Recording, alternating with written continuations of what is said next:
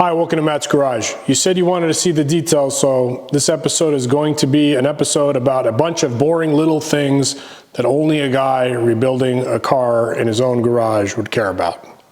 Catchy title.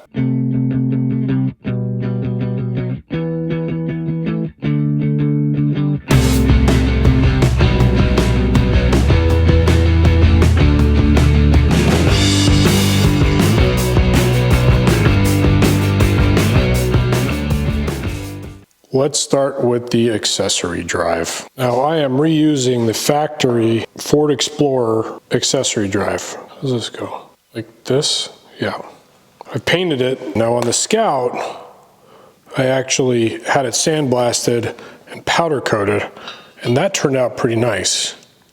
And I've never noticed it. So I'm not gonna do that on this one. Power steering installed. So this one has some different size bolts because the head bolts are a different size. And this is the alternator bracket and the tensioner. So this goes to the front somehow. It sits right up there. This is the Explorer power steering pump. Sorry, I'm blocking your view, but you got to rotate this thing to get the... I'm putting these on because it's just easier to get to them with the pulley off. Actually, when I took my core in, I gave them the pulley, so I had to order a new pulley. So that kind of sucks, but at the same time, it looks better. So that fitting goes to an AN fitting. So got that from Tom's. Super useful. Not sure how much you're supposed to tighten that, but we'll just go till... We'll do the whole brake line thing because it looked flared, so we'll do that. All right. Now, if you guys know of a place where one can get a power steering reservoir for a Ford Explorer, you let me know, okay? Because as far as I know, they are not obtainable. Oh, God, I get so much drip. Okay, that's on.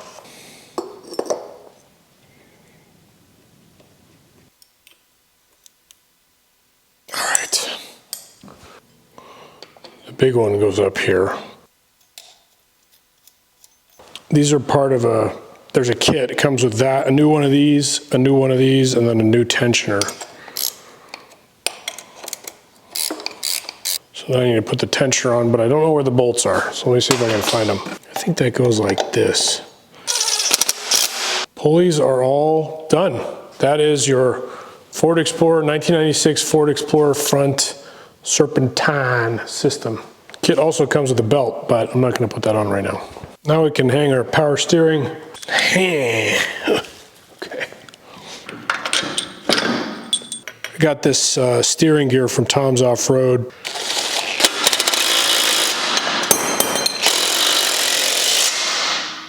Now it's time to put on the weirdest part of this thing, which is this oil pressure thing. I've never understood why they did it this way. I'm sure there's a reason, but you basically buy this extender piece. Tom's carries them. I think I got this one off of Summit for another project, but whatever. Then you tighten that down. And I don't remember what angle it's supposed to go at, but in my case, I think it's going to have to go like that or something. But it's an MPT, so you got to kind of hope you don't hit your rotation too late. Obviously with this, I could cut this off, but you know, it can't be in that orientation. Okay, that always happens with MPT. See, I can feel it tightening, and is it like, is this gonna be enough to not have it leak? Or do I have to risk going another rotation and snapping it off? I swear it happens every time. So like I'm thinking something like that. So now the whole thing's rotating.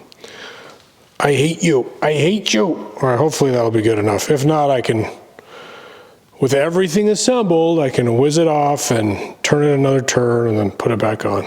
But we're calling that good. For the starter, I went with a very expensive and rare high torque mini starter. That's a lie. This is I'm not even sure what vehicle this came out of, to be honest with you.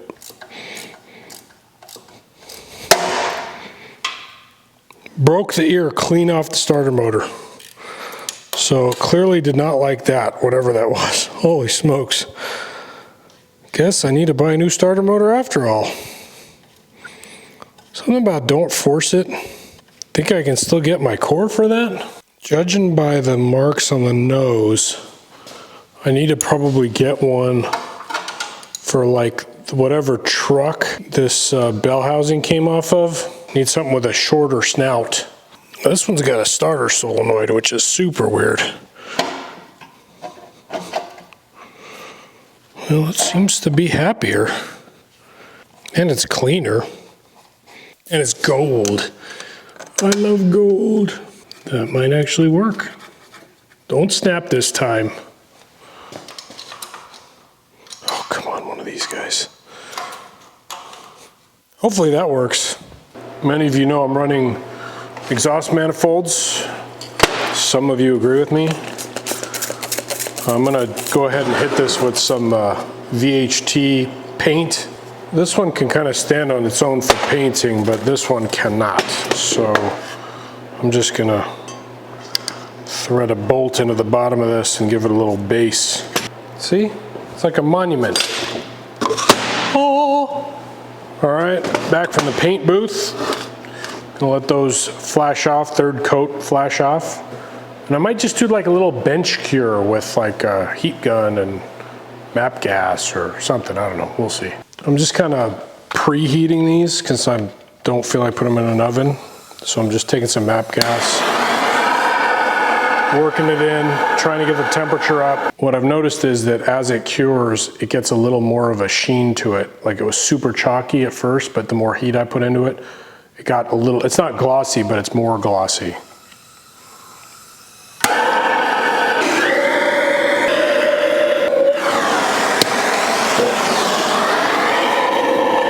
I don't know if you're supposed to put anti-seize on these, but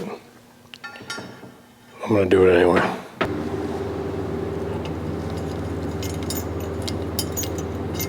I'm gonna put some anti-seize on these and get these all get in. I got this bolt kit from Tom's for the exhaust manifolds, and so far it seems to work pretty good. Let me show you what I'm fighting on this side. The dipstick here sits behind the manifold. Obviously, this manifold was never designed to be with this engine block, but I think it's close enough that I can make it work. I need to pull the manifold back off and bend the tube this way, bend this tube towards me with some heat, and I think I need to cut this tab off and weld on a new tab to hook up to this manifold bolt. Okay, I really like this. This is much better, but I still feel like I need to somehow tie it, so I need to make a little bracket to go over this. So I basically just made this bracket. I'm showing you up close. Look, you can see all the flaws. It's not the best fabrication job, but it's done. I painted it black to keep it from rusting. The inside it gets oily, so I'm not so worried about that.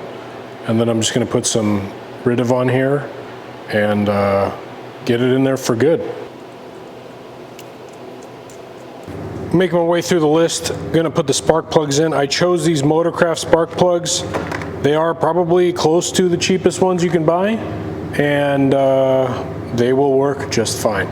In case you're wondering, the marking on the spark plug is ASF42C, and on the box it says SP450X. Why didn't you guys tell me that my awesome oil dipstick setup was gonna get in the way of the spark plug? Who knew and didn't say anything? Bad subscriber. Small change of plans. Oil dipstick, I give up. I mean, I mangled and bent and burned, and so I'm gonna turn my attention to the exhaust. I'm exhausted. This is a Summit rod builder kit, and it comes with a bunch of bends and straight pipe. This is a 2 1/4 inch and two Walker quiet flow mufflers. I like my truck sounding like sewing machines. So I've got the body back on the frame, and I'm just mocking up the mufflers. This is the hardest thing because of packaging, and I'm glad I put the body on because the e-brake cables are are definitely a factor here. I've got these things hanging up here with zip ties and blocks of wood and tin foil just to get my spacing and my angles right. I mean, these are pretty close. So I got my mufflers, the hangers on the front done, and then on the back I've just tacked it with like a little cross member to keep that position, because then I can take the body off and then be able to work very easily. This was a pain to get this here because you got the, you've got this parking brake cable it's fighting two ways, right? It's under this one and over this one, but I think I got it. Okay, with the body off, you can get a closer look at my muffler mounting. My OCD side hates that they're not level and even, but because of this brake cable, unless I went with like a smaller muffler, I can't do anything about that. I created these little shock towers here to like mount a normal modern rubber isolator on. I'm sure I did that wrong. Someone will tell me. Now I'm going to move over to my other issue, which is the dipstick tube. I have tried a million times to bend, cajole, heat, twist the stock dipstick tubes that I have to try to So I did what I was supposed to do from the beginning, and I ordered a Tom's Bronco part oil pan kit that comes with a dipstick tube and this oil pan mounted dipstick. So that is what I'm going to put on now. I need to plug the oil pan. This is I don't know if this is going to focus at all. This is a Dorman part 555-115. It's a tiny plug. It costs like 41 cents. There's the plug right there. This is that Tom's oil pan kit.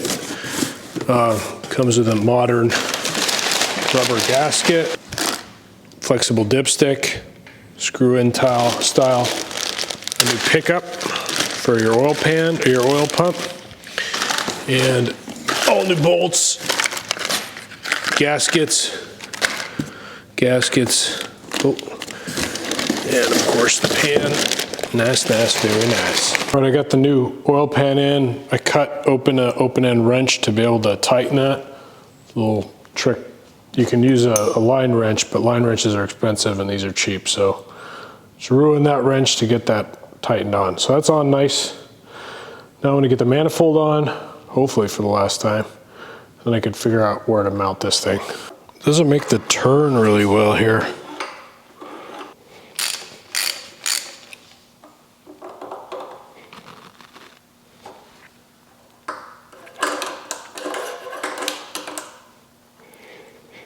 Of course it likes that angle better. How about this angle? Right into the firewall. Yeah, it's probably pretty good. We'll just have it go right into the firewall, no biggie. What I can do is I can scrape my knuckles on the booster, or maybe the accelerator cable. I don't know. We'll bang it on something. It might be okay. But at least that goes in, and that looks good. Cool, bro. All right, now we're trying to get the exhaust set up. I got this downpipe. That works perfectly. It can connect straight to the muffler. This one I'm not sure about. Let's get it up there and see. Don't forget your donuts. Donuts. It looks like it's gonna work out perfectly. Just go right under the cross member and then up to the muffler. Wow. All right, I've got my driver's side downpipe kind of mocked into place. You can see I had to make like a few pie cuts to make the bends, and otherwise it's pretty close. And then I've got it going out the back with I took a U and cut it in half and just turned it on itself. And then that comes back with the sort of classic exit out behind the tire. So this is tacked in, obviously hanging on zip lines, or zip ties, but I just need to put a hanger up here off the frame. Okay, no longer, it's hanging on its own power now. So I've got the total dual exhaust in, and it's, ow, hit my head on the differential. And it's looking pretty good. I mean, a lot of weld joints, obviously, because it's not like a machine bent thing, but it's gonna last me as long as it needs to. I'm just gonna pull the body off and then finish weld everything.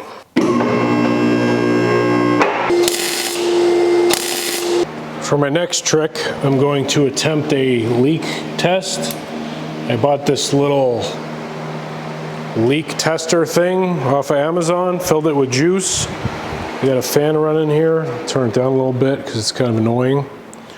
And then as soon as this starts chooching, I put a little cap on the, oh, you can't see the cap. Put a little cap, furniture cap on the, well, it's already starting. Wow. It said 3 minutes, but can you see it? You see the smoke? Oh, you can kind of see it. So I'm going to shove that in there and let that do its thing, and then I'm going to go around and look for leaks, I guess. Might take some time to fill up though. Oh yeah, it's going. You can clearly see leaks everywhere. Can you? I can. The light's a bit harsh. Yeah, there you go. The lesson here is exhaust clamps don't seal at all. Both sides are like that. Okay, after I went through and I welded all the pinholes up, and actually one of the biggest leaks was where the muffler body itself attaches to the tube that comes out of the muffler. Anyway, once I welded that up, I ran the smoke machine again and just walked around with the welder and hit any other remaining holes. And it got to the point where it's going through one exhaust, through the engine, and back out the other exhaust. And the only real leak is out of the casing around where the muffler's pinched. So it's like, well, at that point, there's nothing I could do. So exhaust is tight, in other words. And this is a long episode. I don't know, do you guys like the format of going longer where I actually get something done by the end of it? I think it's better, but it means I put out fewer videos. Land the plane, guy. If you want to help pay for any of this, I have a Patreon link in the comment section. Like and subscribe, that helps the channel. The next episode, I'm going to try to procrastinate the bodywork just a little bit longer and maybe fill it with fluid. And so that if I find a leak, I find out before I put the body on for good. And then after that, I might just give it a whomp and bark it off a little bit and see if it runs for a minute. And see if anything sounds horrible. If I need to address anything, I want to do it while the frame and chassis are in this condition. Then I'm going to bag the thing, move it over to the side, and then pull the body in and start, I don't even want to say it, start the body work. But it gets even better. Before the body work, I got to spend like 3 or 4 garage sessions underneath, scraping all the crud off the bottom and undercoating it. Oh my God, it's gonna be nasty. So fun. Next time on Matt's Garage.